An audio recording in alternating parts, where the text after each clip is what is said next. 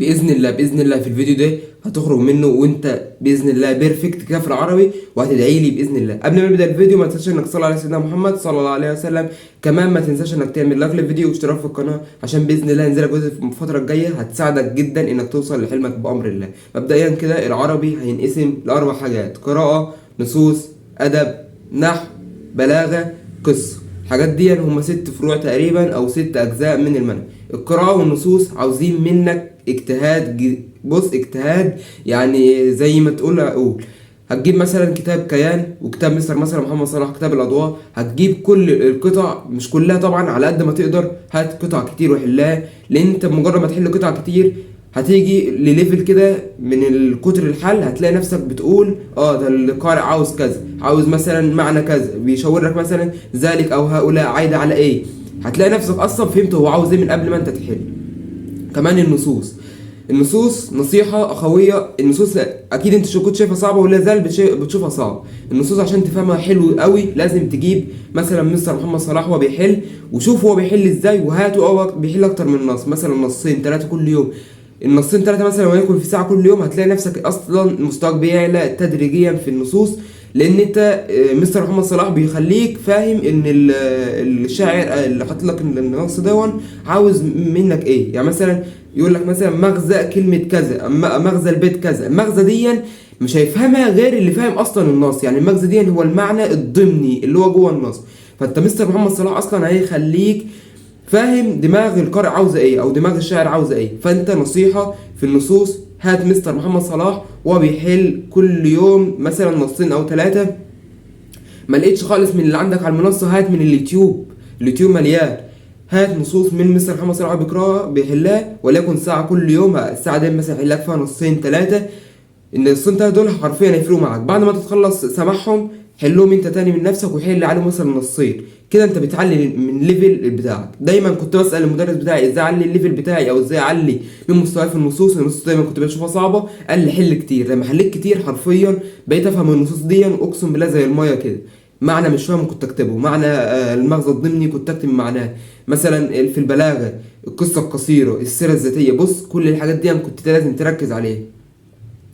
لازم برضو في الدواء احنا قلنا بالنسبه للقراءه انك تحل كتير وتشوف برضو المدرسين بيحلوا ازاي، والنصوص لازم تشوف مستر محمد صلاح. انا برشح لك مستر محمد صلاح ده بناء على تجربه تانية. مستر محمد صلاح بيفهمك الشاعر عاوز ايه من النص، وبيفهمك بيدخلك جوه دماغ الشاعر. يقول لك اخترنا الف ما اخترناش ب ليه، ما اخترناش ج ليه، ما اخترناش د ليه، بيستبعد لك الاجابات عشان يفهمك. بص يوصلك لحته كده انت فاهم اصلا انت اخترت دي ليه، وعن اقناع. تالت حاجه في فيديو النهارده وهي القصه.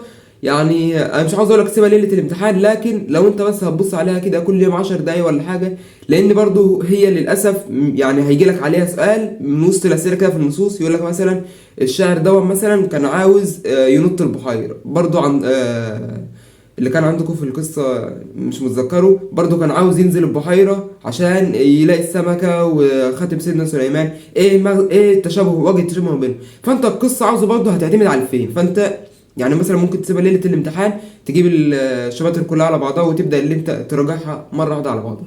ده بالنسبه برضو للقصه. عندك البلاغه، والحاجه الاهم في البلاغه لازم ولا بد انك تسمع مستر محمد صلاح فيها وتطبق عليها على طول. يعني مثلا سمعت قصه قصيره، او سمعت مثلا اللي هو اسمها ايه،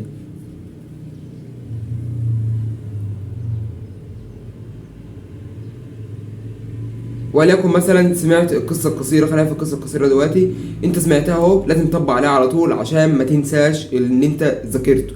ذاكر القصه القصيره من مستر محمد صلاح وشوف ايه اهم الحاجات اللي هو حطها لك في الباوربوينت بتاعك او البورد بتاعتك، وابدا اللي انت حل عليها على طول وطبق عليها، عشان البلاغه بتتنسي بسرعه. ركز على البلاغه في ان انت تقعد تذاكرها اول باول.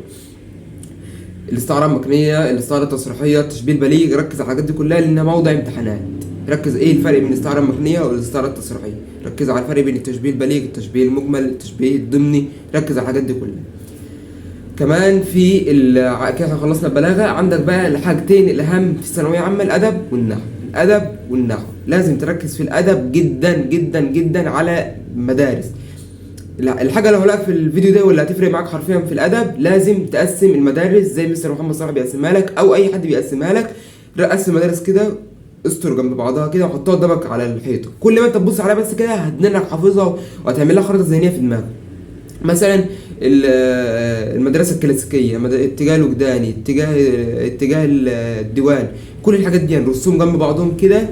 وشوف مثلا خصائص المدرسه الكلاسيكيه، خصائص الاتجاه الوجداني، خصائص مدرسه الديوان، وكل يوم وانت حاطط الورقه قدامك كده، انت اصلا من غير ما تذاكر، انت بس بتصحى من النوم هتبص عليها كده هتلاقي نفسك حفظتهم اصلا تلقائي. وده هيوفر عليك جدا، المدارس حرفيا هتوفر عليك كتير جدا. كمان عندك في كده احنا خلصنا الادب، ودي التركه الاهم اللي انا عملتها في اخر السنه وما كنتش عارفها للاسف. التلخيص هيوفر عليك كتير جدا خصوصا في ليله الامتحان. يعني انت اصلا لو عملتها في الفتره الحاليه وبصيت عليها كل يوم وانت اول ما تصحى من النوم كده، هتيجي في ليله الامتحان بمجرد ما انت اصلا تمسك الورقه وتبص فيها هتلاقي نفسك حفظتها اصلا وانت هتحل على طول. وكمان الادب عاوز تدريب كتير، يعني انت مثلا خلاص الخصائص اتحفظت في دماغك، لازم بقى كل يوم تتدرب كده، وليكن مرتين 3 ساعة، لازم تعمل لك وقت كده كل يوم انك تتدرب على الادب عشان تقدر اللي انت ادانك متذكر خصائص، وكمان تقدر انت تشوف الشاعر عاوز منك ايه. وبرده نصيحة، لازم تسمع مستر محمد صلاح بيحل عشان يثبت لك الاجابة دي ويختار لك الاجابة دي ويقول لك الشاعر عاوز دي ليه ومش عاوز دي ليه. فنصيحة الادب ركز جدا على الاستبعاد بتاع الاجابات، اللي في اخر السنة الاجابات كلها يعتبر بتبقى متشابهة، هو بيقول لك الادق فيهم، يعني في واحدة صح وفي واحدة اصح. فنصيحة ركز في الادب برضو على الاجابات، وركز مع مستر محمد صلاح ويقول لك استبعدت دي ليه، وشوف دماغه وهو بيحل. عندك النحو، لازم تركز جدا على اسلوب الاختصاص، وليه اخترنا الضمير، وليه ما اخترناش ايها مثلا. يعني كان عندنا ايها وانا، يعني ايها دي اصلا ما كانش اسلوب اختصاص، وانت تحس انها اسلوب اختصاص وانت لو شلتها الجمله هتمشي عادي، وانا دي لو شلتها برضه الجمله هتمشي عادي، لكن هو بيقول لك اللي هي ضمير متكلم، لازم من اسلوب اختصاص الضمير متكلم. فانت لازم تركز جدا في كل تركايه في النحو، لان هو بيلعب لك في التركايه. يشوف الطالب المذاكر قوي، يعني مثلا دي المتفوقين، متفوقين ليه؟ عشان المتفوقين ده انت مش اقل من المتفوق من حاجه، لكن المتفوق ده نركز على كل تريك في النحو. النعت مثلا بيعود على نكره، الحال مثلا بيعود على المعرفه، فانت لازم تركز. النعت ده مثلا بيعود على النكره اهو، طب هو بيعمل فيه ايه؟ بيوصفه، فانت لازم تركز جدا. المتفوق ده مش اعلى منك في حاجه، واسئله المتفوقين انت تقدر تحلها في اي امتحان، لازم تركز جدا في النحو على كل تركايه. النعت يعود على نكره، الحال يعود على معرفه، فانت لازم تركز على الحاجات دي جدا خصوصا في النحو لو انت ذاكرت الدرس باتقان هتقدر تحل عليه، وانا بقول لك اهو من غير ما تسمع مدرسين اصلا، وهتحل مثلا بتاع 90% من الاسئله صح. فنصيحه اعمل اللي انا بقول لك عليه ده. كمان الكتب في المراجعات النهائيه لازم تشتري كتاب كيان اللي هو كيان الذهبي اللي لسه نازل دون، وكتاب مستر محمد صلاح حرفيا هيفيدوك جدا. واشترك مع مستر محمد صلاح واسمع مستر محمد صلاح في ليله الامتحان اللي هتنزل مجانيه، هيفيدك كتير ويعلي من مستواك. كمان ما تنساش انك تراجع العربي كل فتره، لانه هو يعتبر من اول المواد اللي انت هتمتحنها. وكمان لازم تهدي نفسك جدا وانت داخل اول امتحان عشان ربنا يكرمك. وبس كده، لو انت عاوز اي حاجه اكتب لي تحت في الكومنتات وانا معاكم باذن الله. سلام.